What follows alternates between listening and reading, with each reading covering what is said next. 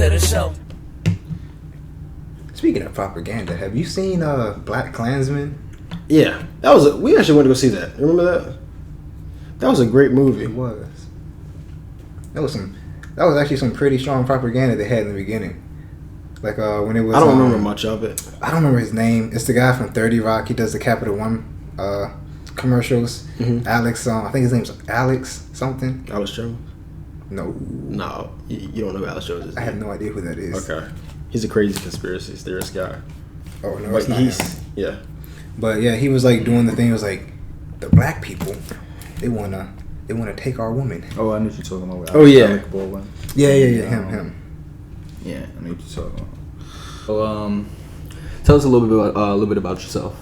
Okay, well, my name's KJ. I'm a junior, senior, in between at Old Dominion University, and my major is physics. However, last fall semester, I went to Japan for study abroad, and it really like opened my eyes to like travel.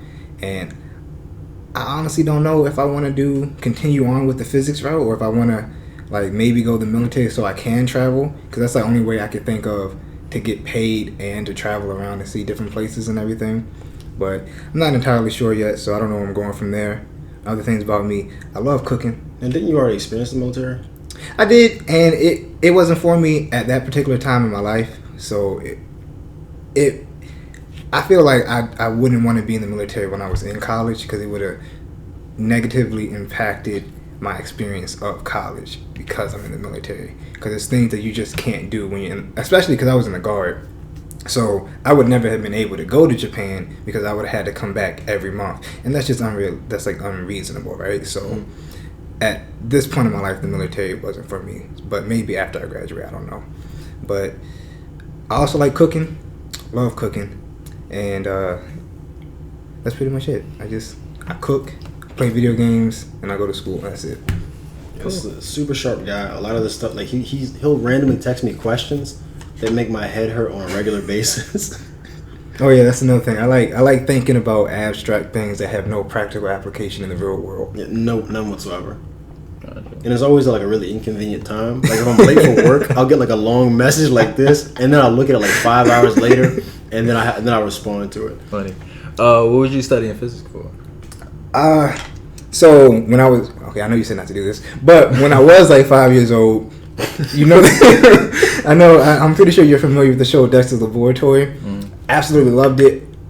Always wanted to be a chemist growing up. However, when I got to my first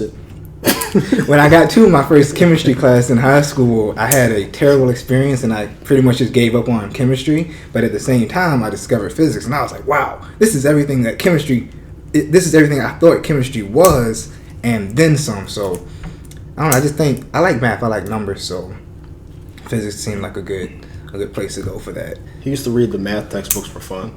I'm not saying all that. No, you definitely said that. Okay, I didn't extra chapters. I didn't just like sit down and be like, man, I'm bored, let me read this textbook. That's exactly what you said you did. But if I was studying and then I got bored after I was studying, I would just continue reading it. I wouldn't just like be like, man, I'm tired of playing the game. Let me go whip out my pre-calculus book. You know, it's boring. It's like a math. Yeah. I wonder what the binary is behind these guys. Well, welcome to the show. Great to be here. So one thing I wanted to ask you guys, one of the things I wanted to ask you guys is, do you guys believe in any conspiracy theories? Do you guys subscribe to any conspiracy theories? Are there? Do I subscribe to any personal conspiracy? No, not in particular. No, I don't believe in any that I've heard. Gotcha. Do you believe in any? No. Really? But what's your favorite one? Because like, how do you feel about conspiracy theories as a whole? Describe what you mean by favorite. The most entertaining. Because I mean, you say yourself you don't believe in them, right? Mm-hmm. But you still have heard them. Mm-hmm. And there's an element of suspense, or even if it's like really far out there, it's still entertainable. I say the most entertaining one, just because of how ludicrous it is that the elite people of the world are all secretly lizard people. I've actually seen something about that too. I would say that's probably the most entertaining one that I've heard. Yeah, because of how ludicrous it is. Like, I mean, maybe it's not ludicrous. Maybe they actually are lizard people, and how would we know? You know, I don't know. Now, had you heard that? I haven't heard that, no. Because you know these conspiracy theories get pretty far-fetched. No, I might have heard that before, but I didn't entertain it. Okay. Lizard people. What are your general thoughts on them? Conspiracy theories? Mm-hmm. Do you subscribe to any? I think you guys are more going around the abstracts. I'm thinking more like something like 9/11. Who's pulling the strings? Like JFK or something like that. Yeah. Well, they're all in the same category. Because I looked at what a conspiracy theory was. Because at first I had a very broad notion of what it is, but a conspiracy itself is like underhanded dealings and manipulation to that degree. Mm-hmm. So I definitely see what you're saying, but yeah. I don't really subscribe to any major. Did you have a favorite one? The moon landing. The moon Apollo 11. A fake? Yeah, Apollo 11. Because people, they were in such denial, and I understand. So my general thoughts on conspiracy theories is most people who subscribe to these ideologies, they're not experts. They're just average people who hear something and it sounds good, or they feel that something is out of reach or unfathomable. So you look at when the moon landing first happened, which was like 1969, I believe. And you see people who, at that time, they never thought that we would ever step foot on the moon. So it was within reason that can't be done. So once it was done, they had all these reasons for doubt. And then if you look at it, they were looking from a limited perspective. They didn't understand the science behind it. For example, it was three main things. If you looked at the video, I watched it several times. They said the lighting was wrong. They said that there were no stars in the background and the flag was waving. There's no atmosphere. So how's the flag waving? Well, for one, the sun, the reflective rays bounced off the dust that was in the atmosphere and also off the moon's reflective surface. The camera, you can change it's not saturation. It's a setting on your camera. Yeah, you could change it for light comparison. Mm-hmm. ISO? It's not ISO. Or the aperture? Not aperture. It starts with the C. Anyhow, so it's this setting you can change. Contrast. Yeah, thank you so much. So the contrast was changed so you could focus more on the actual Neil Armstrong and the shuttle and the spacecraft versus seeing the background, because if you did, it would be so bright out there that you wouldn't really be able to see anything out the picture. And the last one I believe was the flag, the light reflectivity, and the stars in the background, because when they turned the contrast, you couldn't see the stars either, so it was just a complete black. So what does the sun's rays reflecting off the dust have to do with the flag looking like it was blowing in the wind? No, those are two different things. I'm saying those are three different items that people try to poke holes in the space landing, saying it was a hoax. Okay. Which they said, so I didn't get to the flag either. So the flag itself, it was specially designed in order to mimic the movements of that, because they knew that it wouldn't, like a natural flag would just be still and it would just look really stagnant. So I don't know exactly what material that was, but I think it's important to approach things of that nature with some element of skepticism in order to find out the truth and ask those questions. But if you just ignorantly subscribe to something and just say, oh, that's not true, with no actual thought process behind it, or you're just taking like secondhand accounts from someone else, then that's when you go down the path of ignorance. And that's what I feel like most people do when it comes to conspiracy theories. I got you. Outside of their scope. I kind of subscribe to the 9/11 one, as far as the not the whole it never happened or anything like that, but the whole government is somehow directly involved, whether directly or indirectly involved in 9/11. I do subscribe to that one. You guys don't feel anything about? I'm not going to say the government did it. I'm also not going to say that it's completely off the table. I could definitely see the government being behind something like that. Because I want to, now that you said, I want to bring up another point, because there has been, of course, documentary recordings, of course, like in the 60s, J. Edgar Hoover, FBI, surveillance, known surveillance tapes on prominent black leaders like MLK, Malcolm X, and everything like that. Mm-hmm. So they have literally tried to dismantle black leaders that way. So I feel, is it really too far-fetched to think that the government somehow has done some of these things, as far as whether it's the inclusion of the assassination of JFK or 9/11 or something like that? Is it really that far-fetched? Because you said, as far as people, I understand what you're referring to as far as people just willfully believing in any type of conspiracy theories, and I know definitely there are people like that. But yeah, with tinfoil hats, right? Yeah. But do you feel it's really that far-fetched though? After everything that's happened in history, basically. as far as with the government? No, not this. It's not the same. What do you mean? It's not the same as what I was saying. A lot of them are out there. Oh, okay. That's more reasonable if you were to go that route. Oh, you talking about the more non-reasonable like conspiracy theories? Yeah. Oh, okay. Like the lizard man. Yeah, that's not even. Yeah. But it's still a conspiracy theory nonetheless. Yeah, I don't remember like.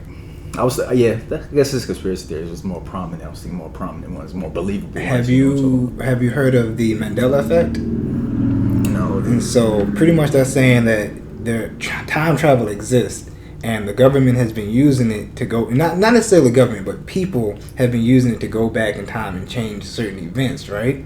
And one of the main arguments against it is that when people say that they're experiencing the Mandela effect, it could all be things where, it could all be things where it's faulty memories, right? So one of the things is where he gets his name from, the Mandela effect, is Nelson Mandela, where a lot of people recall him dying in jail, right, but he actually got out.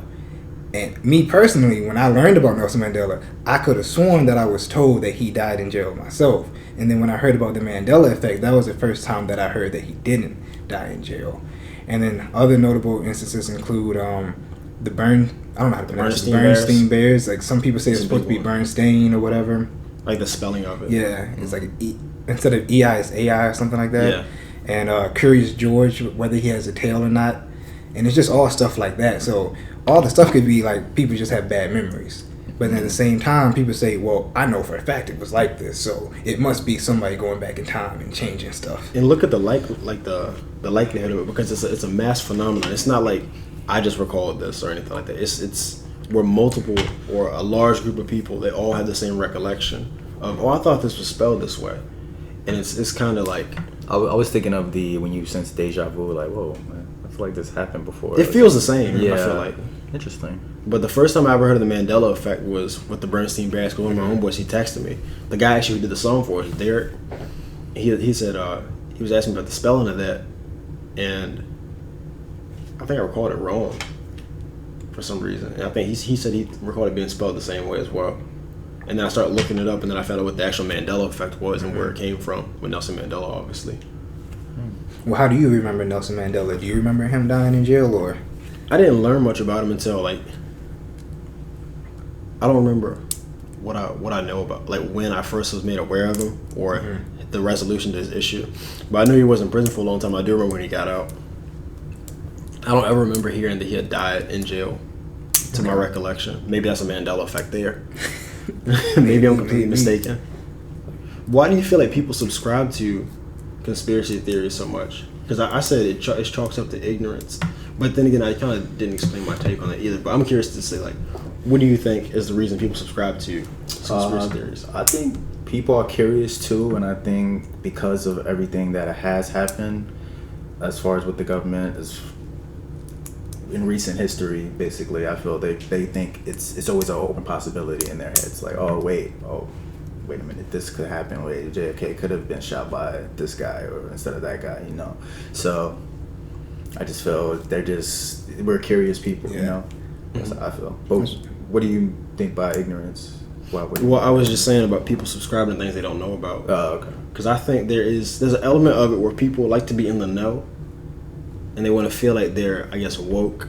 That's the new term for it. But they want to feel like they have a leg up or they know something. True. Yeah. And what was that? No, I was saying true, yeah. Oh, yeah. And then they'll go out and disperse the information, and then it's kind of like the game of telephone. Yeah. Where somebody, they're half-ass informed, and they're the ones that are telling the most people, and then by the time it reciprocates to the 30th person or whoever they talk to, then the actual information itself is just so diluted and it's really inaccurate. And you might have a bit of truth in it, but it's so far removed from what actually happened. So, how do y'all feel about the flat Earth theory? Absolutely ludicrous. How do I feel about it? What's your opinion on it? His favorite rapper is B.O.B. Yeah, B.O.B. does think that, doesn't it? What's the basketball player that said the flat Earth theory? Yeah, Kyrie. Kyrie. But no, I just think it's ridiculous. I don't understand where they're evidence is coming from. Basically, why do you think the Earth is flat? I mean, Especially that's literally medieval thinking type. It's literally like medieval. It's like for someone to be, for the government, for NASA to be lying about it, that would mean NASA has to trace its roots back thousands of years, right? There was a Greek mathematician who calculated that the Earth was round, and I highly doubt that he formed a group that survived from ancient Greece all the way up to now and is now NASA and is now printing out fake pictures of space and everything. Like, yeah, we're definitely going up there. The Earth definitely isn't flat, you know. Sculpting globes. Yeah. That's probably. You said favorite? What's your favorite? Your favorite one? The flat Earth? I wouldn't say that's my favorite. I'll pick that's the most ludicrous. That's the most craziest one to me. Okay. Probably the whole flat Earth. Like, it's really what? To me, it's, of course, I'm not a physicist an astrophysicist more specifically, or too familiar with that. But that's the easiest to debunk, I feel like, because if all these other celestial bodies are like the planets, the stars, and everything, asteroids, if they're all spherical objects and we can model them and observe them through telescopes, what makes you think that the Earth would be the one flat thing in the universe? We have all these round objects around it, because you know when centrifugal force, when you spin things, it tends to become more rounded, and so even like the Earth rotates on its axis, it kind of like bows out a little bit. Mm-hmm. It's not a perfect sphere actually, because the water's pulled at both ends. Mm-hmm. But so if over time, if you were to spin an object and it's malleable, it's going to start to disperse. And the Earth then is flat. Not even on that. It's like when you increase like the mass of something to a certain point, it starts to become spherical. Like, the reason why asteroids are called asteroids is because, like, I'm not gonna say why they're called asteroids, but the reason they're not called like miniature planets is because they don't have enough mass to have enough gravity to push them into a spherical space, right? So actually there was an asteroid recently that just got reclassified as a dwarf planet because it has enough mass to make itself have a spherical shape. So it's like, just from a mathematical point, it's like, and we can simulate that. Yeah, it's like you can't say that the Earth is not round. It has too much mass to be flat. It would collapse on itself. And if it was flat, we wouldn't have gravity. Like you were saying something about jumping off a building earlier. If the Earth wasn't flat, either the Earth is either moving up at a constant speed, or gravity is some kind of fabricated property that somehow the government's making up, and that just doesn't make sense. No. And so I was having a discussion with some friends about the flat Earth. So we all don't subscribe to the ideology. We all recognize that the Earth is a spherical object. I was just kidding a few seconds ago. Mm-hmm. But so the argument that some people put forth is that Antarctica in this flat Earth would be like a barrier. Mm-hmm. And so in Antarctica, for example, I believe at least I was told that there's an area where you're not permitted to. So why? Like, what are they hiding? But honestly, though, what are they hiding? I don't know. But I don't think that's. I don't think I want to be grounds. there. Yeah, I don't think there's enough grounds to be like, oh, whoa, yeah, the Earth must be flat. Yeah, because they're doing research. Yeah. And like, especially with the ice caps, there's a lot of old life preserved there, I'd assume, because they have like unearthed old preserved bodies of like mammoths before. Yeah. But that's just something I just wanted to ask you guys if you guys believe in any conspiracy theories. Just curious, basically. But yeah, we like 15 minutes in. We're going to get ready with the show. As you know, we got special guest KJ. It's your boy Joshua Freeman. To my left, I got Mr. Bryan Carey. How you guys doing? This is episode EP.22. We're on 22, right? Yeah. So it's been a healthy run, right? Absolutely. So, but yeah, the question for today is going to be: should the federal minimum wage be raised? Basically, like in DC, where it was $13.50, I believe. But now I believe they raised it this year to $14 though. So, what do you guys think though? Should the federal minimum wage should be raised like in DC, which is basically $14? Initially, my thoughts on this were a little bit different, and over the course of hearing different stances and looking at the way minimum wage is determined, I've shifted my opinion a little bit. Okay. What do you mean? So I think do tell. I will. Thank you. So I think initially I was kind of against raising it too much, which I still am, but I definitely think there needs to be some kind of shift. And that may have just been like a reaffirmation of an old position I had, because I kind of, how the more informed you are about something, you might find something you like shift one way or the other. Mm-hmm. So I think that it definitely should be raised, but you have to look at the intent of minimum wage. So when it was first established in 1938, yeah, that's right. So 1938, the Fair Labor Act, the intention of it was to establish a stable economy after the Great Depression, and to make sure that the workers were safe and they were paid fair wages. And so I was looking at how that compares to today, and one of the chief arguments is if minimum wage had been scaled alongside inflation, then roughly today it would be around, depending on where you're at, around $10 to $12, which that's a substantial difference, especially in the state of Virginia where it's $7.25 right now. So if you could do the math, I think $7.25 for 40 hours a week and 52 weeks. I think I did the math earlier, and if I recall correctly, it was about 15,000 something. 15,000? Yeah, I think we could do it right now. And like the poverty line for 4 people is around 24,000.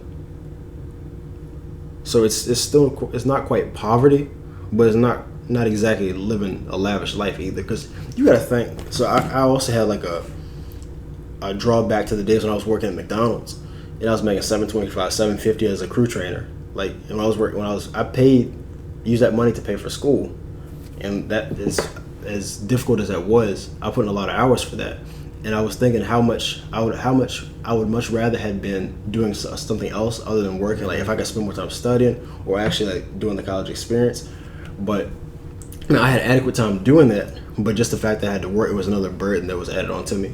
And if I was able to make more money from, I guess, working less hours, then I wouldn't have that additional stress put on me. So I would be more in favor of raising it. But you also have to think about what exactly is the new number then? Like, how are you determining it? Mm-hmm. So if it's raised to a nice standard, and I'm not saying the minimum wage should just be like $24, $25 an hour, which that's just ridiculous. But it should. Now you got a gripe. Yeah, see, you have issues like that, and I just don't agree with that. You go work at McDonald's and get paid more than me. Like, what are you doing? And it's not even. I thought about that too, because was it a selfish reasoning on my own part with saying like I wanted to cut somebody else short to say like, oh, are you making more than me? Because really, what somebody else is making I thought at first it has no determining factor in how I'm doing. But if you look at a holistic view, if everybody else is making X amount, if everybody else universally is making more money, then the value of your money is lessened.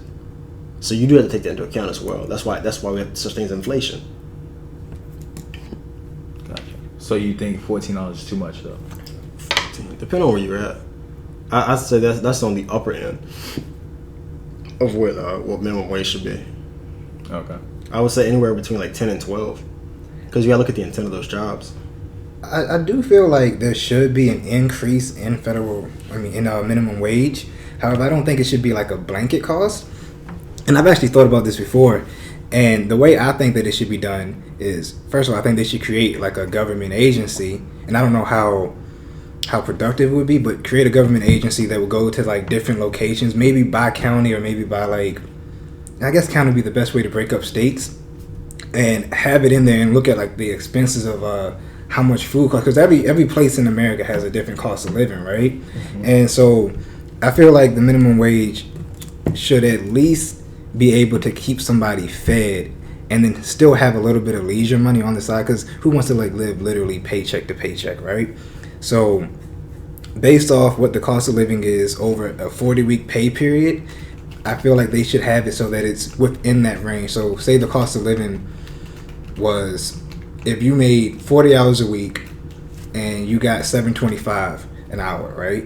And can you do that math for me real quick, because I'm not going to be able to do that in my head. Sure, I'd be happy to. 7.25, 40. Yeah. So how much money is that per week? Oh, so that's like $290. Yeah, so $290. But say the cost of living, it costs you with all your rent and all your groceries and electricity and bills and all that. Say it came out to, I don't know, so that was $290 a week, right? Mm-hmm. So say it came out to like $1,500 a month, right? Mm-hmm. I feel minimum wage should at least be able to provide for that, at the minimum, at the bare minimum. That's what a minimum wage is, right? Why would you pay people and expect them to work for you for a wage that they can't live off, that they can't sustain themselves off of, you know? So I really feel like It's basically a no choice thing, though. That's how they look at it, though. but it's like so say like he was a college student, right? And college students we're already paying for school, and then on top of that, we can't really get that good of jobs. Like we can't go straight into our field, right? Straight from the jump, right? We have to go into like these entry level jobs like McDonald's or whatever's around campus, right? So if we go into that and we don't have money to pay for college, we don't have money to eat, where are you supposed to get that money from? If we're just making $7.25 and say that doesn't cut it, and are you supposed to skip meals? Is that People in power don't think like that, though. People in power think, using Bryan as an example, if they give him more money other than the $7.25 that they was giving him for school, he gonna use that money to go buy booze and get into trouble. What does it matter? Yeah, get to buy drugs and go do some stupid college stuff. So we're not gonna raise his money as a college student just for him to go out and get arrested or do something stupid. Come on. Yeah, so what I think is, I feel like you should raise it, and however he chooses to use it, because that's going to come back and hurt him in the long run. If he chooses to use his money to do drugs and go to the club and everything, right, that's going to hurt his pockets. He's not going to be able to eat like he wants to eat. He's not going to be able to pay his like utilities like he needs to pay them, right? So that's his choice. He chose to use that money like that. But I still feel like it's the government's job to provide for the people enough so that a person can provide for themselves and or their family. Like, it's ridiculous.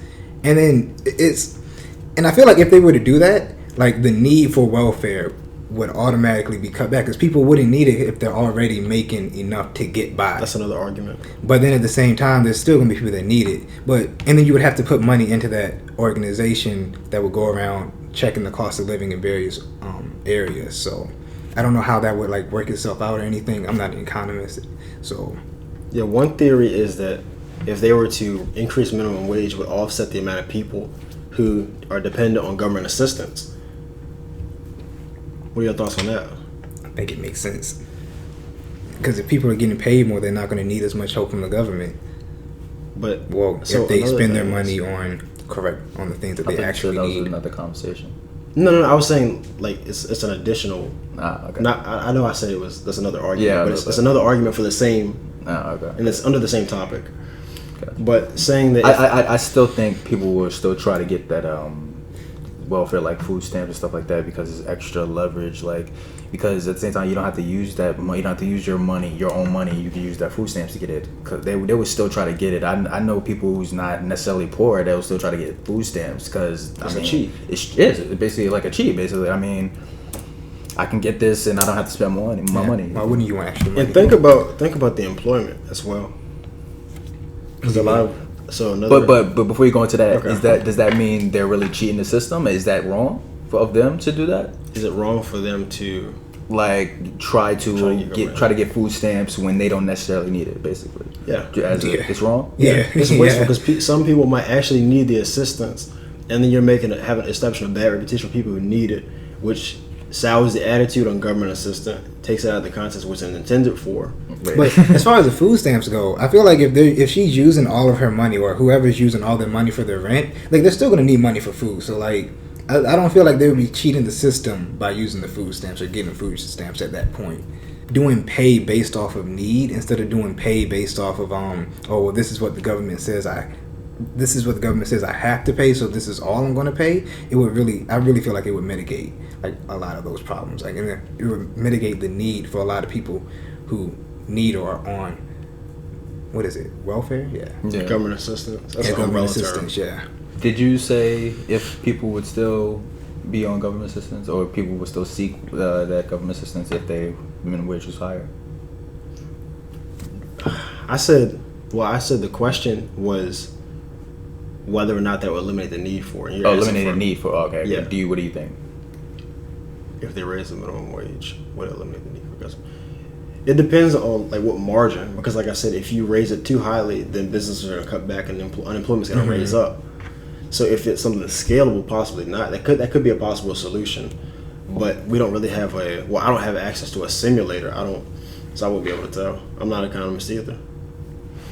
Okay, but the federal minimum wage is definitely $7.25, and you definitely believe it should be raised to at least between 10 and 15, 10 and 12. 10, 12. And you, what do you think? where it should be? I think 10 is at least a reasonable amount. Because think about the jobs that get paid minimum wage. I know Obama proposed it to be 10-10. I don't know what year though. 2010. Is it really? No, I was just saying 10.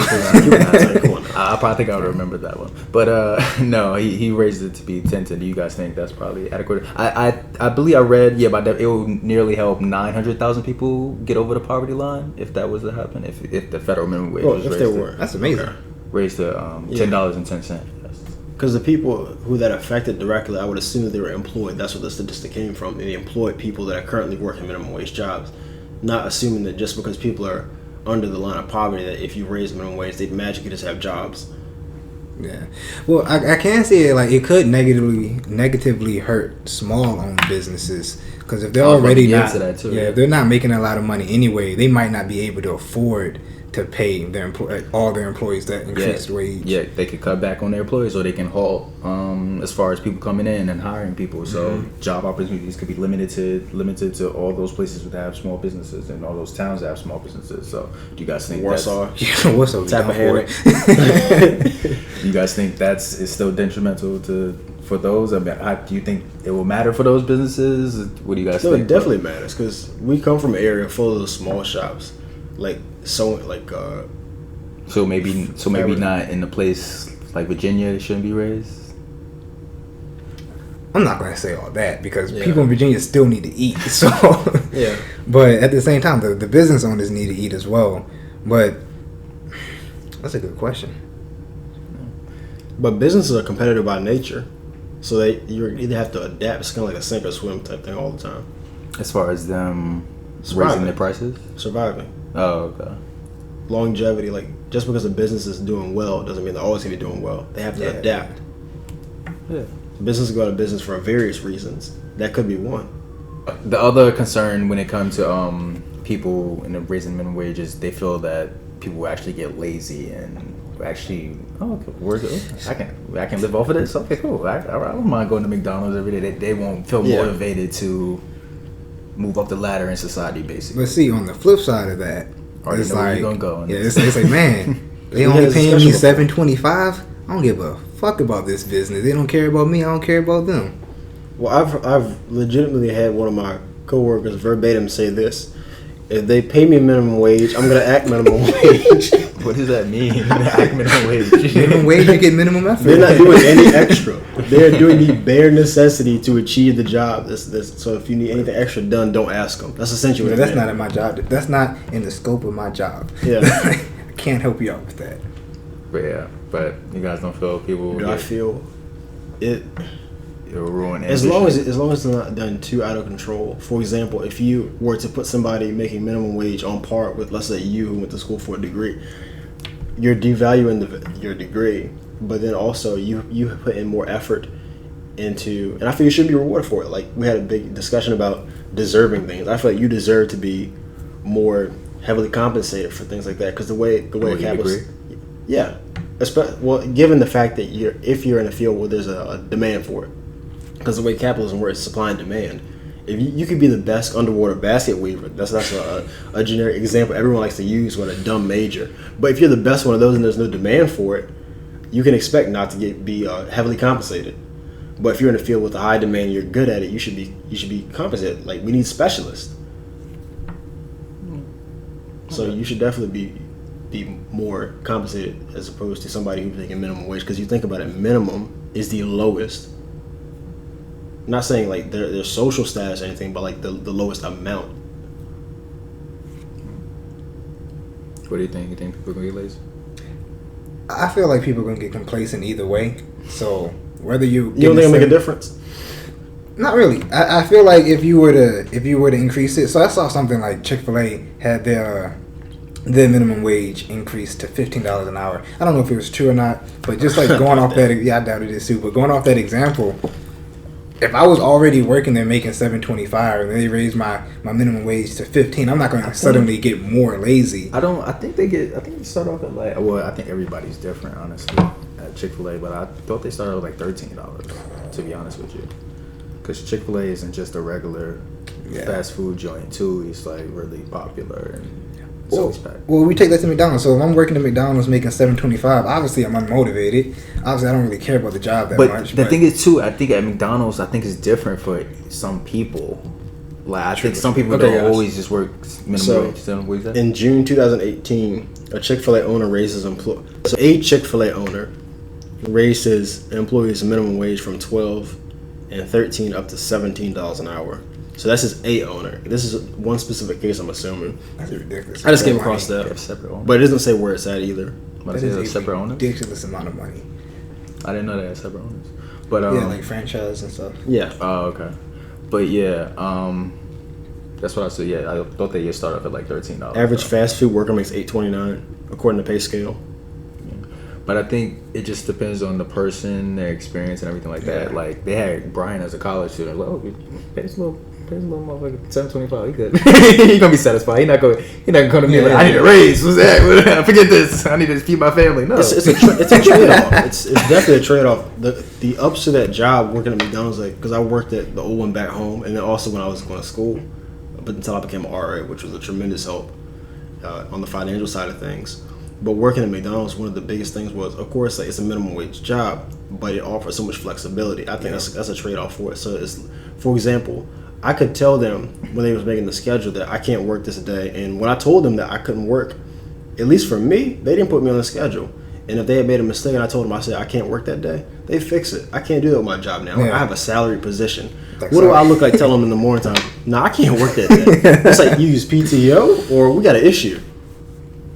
So the amount of flexibility is a trade-off. So you think about those jobs are better suited for people who were in my situation, college students, people who are beginning their careers and need work. Well, that's not even like directly in your career path, but people who need work experience or just need to make some money to get themselves started. Mm-hmm.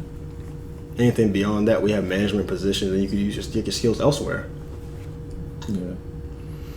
But is anything else you guys want to talk about as far as when it comes to minimum wage? Anything else you guys want to? Or you said you had a proposed theory. Oh, that was it. Doing it based off of making the agency, like the government agency, to compile like the cost of living in certain areas, and then make a minimum wage per area. Kind of like how we do now, but having it federally regulated. You're not even talking about state. You're just talking about like per area. Like so, yeah, the government. So I was going to ask about like what do you define as an area? Yeah, exactly. The only thing I could think of, like the only way I could see, that's the way it gets like blurry, because some cities don't have counties, some counties don't have cities. So that's what I was going to say. Like have it based off county or based off city, or however they define the cost of living in a certain space, right? So like the cost of living in Virginia might be higher than the cost of living in let's say Delaware, right? Well, let's say that backwards. Cost of living in Delaware might be Alabama. higher. Cost of living in Virginia is definitely higher than Alabama. Okay, yeah. So people in Alabama, they don't need to be paid as much as people in Virginia. So it should be logical that I should get paid more as a minimum wage, so I can live to the same standard as somebody in Alabama doing the same job. You don't think that's too much of a granular approach? It might be to break it down on like counties and cities, because you look at right now it's pretty much divided amongst states, and each state is comprised of how many cities, how many counties. You know what I'm saying? It might not be practical, but that's the, I'm not gonna say the fairest way that it could be done, but that's one of the fairest ways that I could think of how to like increase the wage for people. I would agree with you. And then saying like you'd have a whole government agency put to it, so it's not like you wouldn't have people that would create jobs. You could have people whose sole job is to do that, is to go around and collect numbers of like the cost of living, and so you could get an accurate result. You could get accurate information on that, and then pass that on to the lawmakers of the state. And you could just bypass the state altogether. It could be federally mandated that instead of saying the bare minimum across the country is $7.25, and then the states can do this, or this, you could do more if you want to. They could say, well, in this area it has to be at least this, in this area it has to be at least that, right? It sounds like me you're going back to a federal it is standard of a minimum wage, but not a blanket one. Not a blanket. It's exactly what it sounded like to me. No, not like so. Like the they federal, establish a standard. And each individual, I guess, jurisdiction under that, they're able to establish their own. So they can go higher. They can go higher. So you can. That's how it currently is. So now, right, the federal one is just for all of America. The federal thing is just in every city, every state is $7.25, right? Mm-hmm. But that just doesn't make sense. Like, if it costs more to live, like Alaska, it costs a lot more to live in Alaska and Hawaii than it does to live in the continental U.S., right? Mm-hmm. In fact, in Alaska, they pay you money to live there because it costs so much more, right? Well, no one wants to live there. Yeah, and plus that too, right? It's so damn cold. That too. There's no sunlight. But okay, you just naming all the negative things about Alaska. They got huskies. Shout out to Alaska, man. but as I was saying, like, the government can say, okay, so it's not practical to say every state should have the same minimum wage because it's just not practical. They don't. Is it? That's what the federal minimum wage is, right? No, it's a blanket. That's the minimum that they can pay. But each state, they have, so not all states have $7.25 minimum wage. Yeah, like that's the bottom. But each state on top of that, they have their own requirements that they can put in place. Yeah, there's some that have legislation. They can say, Virginia could say today that we want to have our state minimum wage to be $13 an hour. They can do that. Yeah, they just can't dip under. Yeah, a lot of states are different. Arkansas has $8.50. California has $11. Colorado has $10.20. Connecticut has $10.10. Yeah, but those are all like state set though, right? Yeah. So what I'm saying is the government should go and look at different areas and get the cost of living and say the minimum wage should never drop below this for this particular area, not just. Oh, in America in general, it should never be below $7.25. You're technically stating a federal minimum wage for each state, kind of, which you kind of for each saying. In the broader sense for each state, but if you could go deeper in each area, the state making the federal government making specific minimum wages for each state, each locale. Yeah, and then the government of that state can increase it if they feel the need to. Okay. And I don't know what the $7.25 is based off of. I've never done research into that. I don't know what it's based off of. But if it's not based off of like the most expensive place to live in the U.S. and that's how much you would need for a 40-hour work week to properly live, then that just doesn't make sense. You're not taking into account. But even then, I think that places with higher cost of living, their minimum wage is typically higher. So for example, California and New York, they have higher minimum wages, don't they? Mm-hmm. Yeah. Yeah. So that's not the case. It's not what we would like it to be, but it is what I'm seeming to come across is that more people have. It's more sensible than what you would think it would be. What do you mean? Like, it's not like they're saying here's the $7.25 for everybody. Like, there is at least a little bit more in areas where a higher cost of it might not be currently enough, but it's a little better than what it could be. Yeah. If they were just strictly trying to give you the exact minimum and trying to skip every penny and say that, oh, well, we can pay you $7.25, but they understand the cost of living is higher and they can't afford it. People couldn't afford to survive there. So then to help get around the issue, they pay you more. Yeah, I see that. Yeah. But I was just saying, like, so, like, I see that, right? So, like you said, California has, like, what, 10? 11. Delaware has 11. Yeah, Delaware has 10. So I see that, like, the government's the state government is helping in that sense, but at this point they don't have to, right? And like I said, I haven't like done the research into the states to see like what it is for that, but I was just saying as an idea, that's what I think the minimum wage should be based off of, and I was just saying the agency would be a way of implementing that. Gotcha. You might have a strong enough plan to enter the Democratic. No. Did you know that 18 states increased their minimum wage in 2019? Oh, you knew that? Yeah, I read about it. And then I believe also Maryland and one other state, Maryland and New Jersey. So they enacted some bills that would allow their minimum wage to be raised to $15 an hour by 2024. I'm guessing it's like an increase every year or something. Yeah, it's periodic. Okay. So it's not like they're just gonna just drop $15. It's gonna a gradual increase. Yeah. But I got you. Just an interesting question. But is there anything else you guys want to go into as far as minimum wage? Cool. All right. I think we're good on that. What do you guys think of the topics we discussed today? As far as conspiracy theories, you guys have any interesting conspiracy theories you guys subscribe to? Let us know, okay? Do you think the earth is flat like Josh? It's flat, man. I'm telling you. It's flat. But and also, what do you guys think of the federal minimum wage? Should it be increased? Let us know, okay? But I want to thank Mr. KJ for coming today. Thanks for having me. Come back anytime. Fellow bandana enthusiast. The reason I'm wearing this is because he's here. Oh, because And I left mine at home because I'm stupid. Yeah, I used to give him shit for wearing bandanas and say he looked dumb. And then I tried one on. I was like, yo, this looks fire. I said, this looks good on me. And he said, man, that's cocky. So I said, you know what? I actually went out and purchased 3. And this is just the one that I selected to wear today. And he didn't wear his. I slipped up, man. But so yeah, you have an album of the week. I know Desmond usually gives the album of the week. Week 2 is a Desmond Tillman lockout. We're still trying to negotiate a contract. He was really serious about that guarantee money. I'm not playing. He's really with that guarantee money. Driving a hard bargain.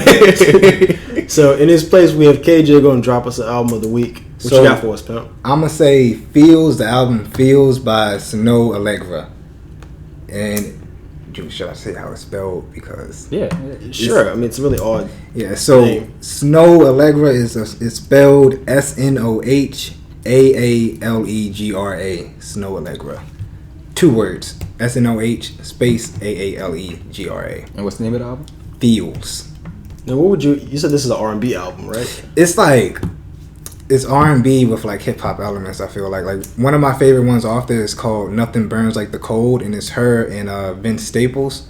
Amazing, absolutely amazing. How they like. Do you listen to Vince Staples? I don't. Yeah. Okay, so you know like how his vibe is, right? So like, I really don't even know how to put it in words, but it mixes very well. And then the whole album, it's one of those albums where you could really you could play the whole thing and you would never really tell when one song ends and the other one begins. But then at the same time, it doesn't sound like every song sounds the same. It feels like the song's transition. Yeah, it's well put together. It's very well put together. That's one thing I don't like about a lot of artists these days is when they make albums, it's just like a collection of songs thrown together, and there's no sense of flow throughout it. That's what I really liked about Pusha T's album. About how the last one, about how it literally felt like. Wait, I was like, how long is this song? I was like, oh, I'm on the 4th song. Oh shoot! Well, you gotta think because it really did such a good job transitioning to the next song. I felt as far as with that album, especially the intro to the one where say "You Killed God's Baby." You remember that one? The intro to Santeria? Yeah. Yes, the intro to the one before Santeria, and then the intro goes into that's what you're referring to. Yeah, all of the that one in particular is really really smooth. I really like that, like the sense of continuity. But yeah, but thank you though. Thank you for the album of the week though. I might have to check that out though. But yeah, we see you guys next week though. Yeah, we good? I'm good. I'm sorry. Peace. Look, welcome to the show.